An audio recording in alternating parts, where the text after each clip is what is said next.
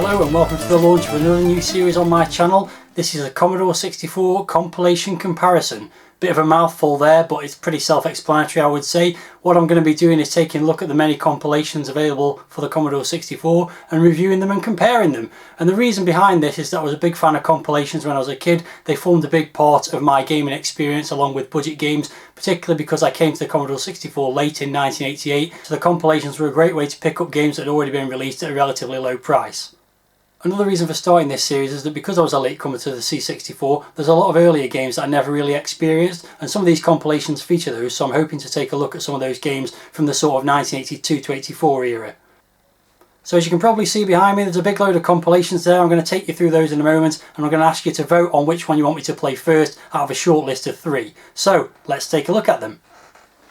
Right then, let's take a look at this massive pile of compilations in more detail. There's about 45 of them here. Some of them I've had for years and others I've been collecting more recently, picking up in bundles and things like that. I'm actually a little bit surprised just how many I've got. So the compilations fit into 3 different categories for me. There are the small single tape compilations, usually budget ones. Then there's the double cassette ones, as you can see there, and then we've got the big box ones, which are probably the ones that are of more interest for the most part. So I'm going to take you through each pile of those separately. Obviously I'm going to need to pause the video and move some of these because there's just not enough room on my desk to even start looking at them in the current state that they're in. So I'll do that now, and we'll take a look at all the compilations in my collection, and then I'm going to give you a short list of 3 to choose from to kick this series off. So I'm going to start off with the single cassette compilations. Nearly all these are for budget games or budget releases of full price games in various different compilations. The first one, though, Soft Aid, is a single cassette release, but actually has quite a lot of games on. That was released in conjunction with the Band-Aid Trust to raise funds for the Ethiopian crisis in the 80s. I'm not going to go through these in too much detail. Obviously there's quite a lot of them here, so I'm just going to quickly skim through them all. I should mention that I'm probably aiming to do 1 review a month of these, so I'm never going to get through them all, but if you see anything you like the look of while I'm going through these, then please let me know and I'll consider it for a future video. So there's a big pile now of these Quattro compilations. These were done by Codemasters. So there's Quattro Sports, we've got Quattro Racers, we've got Quattro Combat, a couple of familiar games on that one from a recent series I've been doing. We've got Quattro Cartoon. These are all re-releases of Codemasters budget games for the most part, I believe. We've got Quattro Power, Quattro Super Hits. Some of the games on these get renamed slightly. That's it for the Quattro ones, but then we've got Zeppelin's equivalent of those, the Zeppelin packs, 4 games in 1, so that's the Combat Pack number 3. That's not the 3rd Combat Pack, they just gave each one a number and a sort of theme. And then there's also from Zeppelin the Hit Pack. And moving on, I've got a 4-game pack from Atlantis with 4 games on. That's 4 game pack number 1. There's a few of those, that's the only one of those I've got at the moment. There's a Flight Pack, that's re-releases of full price flying games. Probably never going to play that one, to be honest. We've got Multimix 1 from Kix, which features 3 leaderboard games. We've got Multimix 4 from Kix, which has got the Gauntlet games on it. And then we've got a bunch of Foremost compilations from Alternative Software. These tend to be either re-releases of their budget games or sometimes some full price games. So we've got Foremost Fight and Fright. We've got Foremost Action. Hard to tell what games are actually on that one. We've got Foremost World Sports. Bit clearer on that.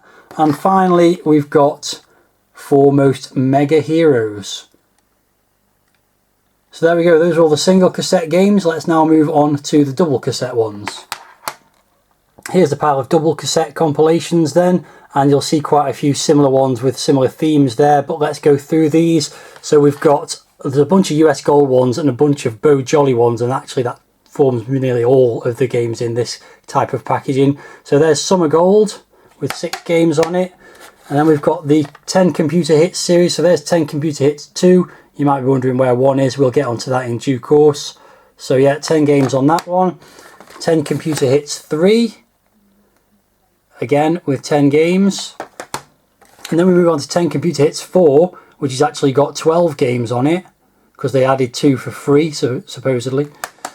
Yeah, so then we've got the Arcade Hall of Fame. This is a US Gold one. That's got several arcade games and at least one that isn't an arcade game, oddly. We've got Kids Play, still with the Boots Price logo on there. That's got 10 or 12 games on. 12, I think. And we've got 5 computer hits.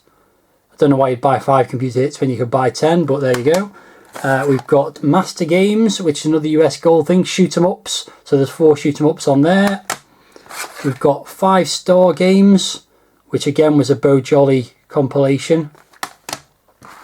And then we've got Epics, another US Gold one with 4 Epics games on, which are those 4 there, in case you're interested.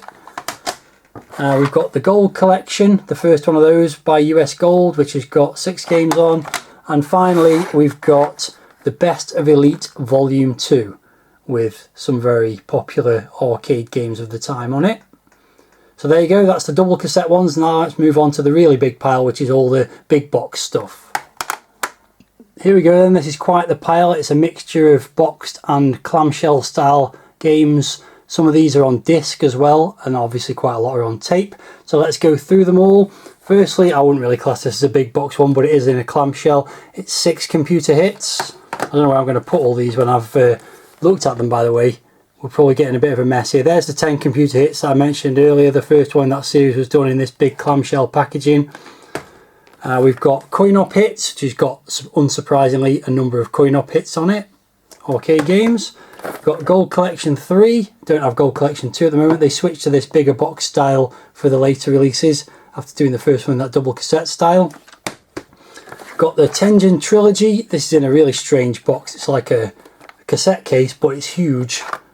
So yeah, there's that.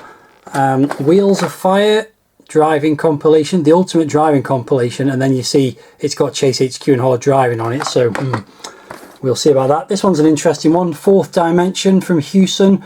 Interesting one because each different system has got different games on, as you can see from the pictures there, and also all the Commodore 64 ones were previously unreleased, so it's not a compilation of previously released games but some new ones, so that'll be an interesting one to take a look at in due course.